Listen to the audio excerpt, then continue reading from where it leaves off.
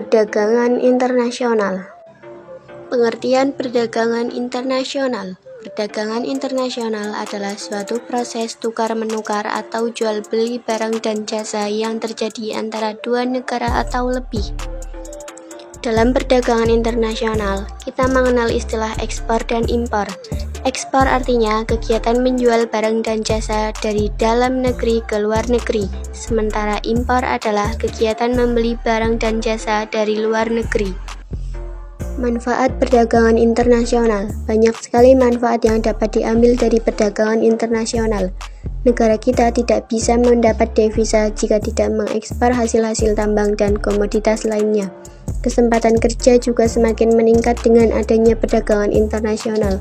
Selain itu, perdagangan internasional juga menstabilkan harga-harga, meningkatkan kualitas konsumsi, dan mempercepat alih teknologi.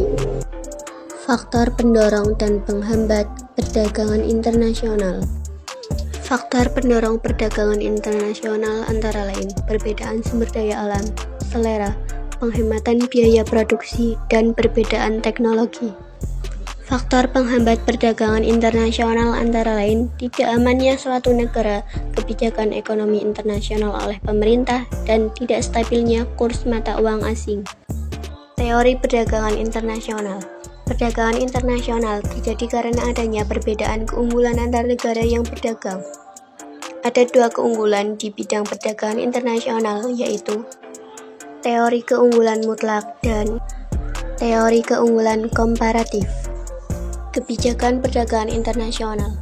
Kebijakan perdagangan internasional adalah rangkaian tindakan yang akan diambil untuk mengatasi kesulitan atau masalah hubungan perdagangan internasional guna melindungi kepentingan nasional.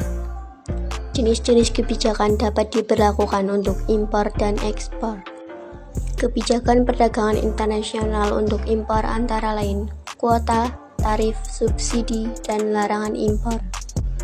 Kebijakan perdagangan internasional di bidang ekspor antara lain diskriminasi harga, pemberian premi atau subsidi, dumping, politik dagang bebas, dan larangan ekspor. Tujuan kebijakan perdagangan internasional. Kebijakan perdagangan internasional diterapkan baik dalam kegiatan impor maupun dalam kegiatan ekspor. Kebijakan perdagangan internasional untuk impor ditujukan untuk mengatasi dampak buruk dari mengimpor barang. Untuk itu, pemerintah harus melindungi atau bertindak untuk mengatasi keburukan itu dengan jalan memberi pelindungan atau proteksi. Sama halnya dengan kebijakan perdagangan internasional di bidang impor. Kebijakan perdagangan internasional di bidang ekspor juga ditujukan untuk melindungi produksi dalam negeri di samping memperoleh keuntungan. Alat pembayaran internasional. Alat pembayaran internasional lebih rumit dibanding alat pembayaran yang berlangsung dalam suatu negara karena melibatkan berbagai pihak antar negara.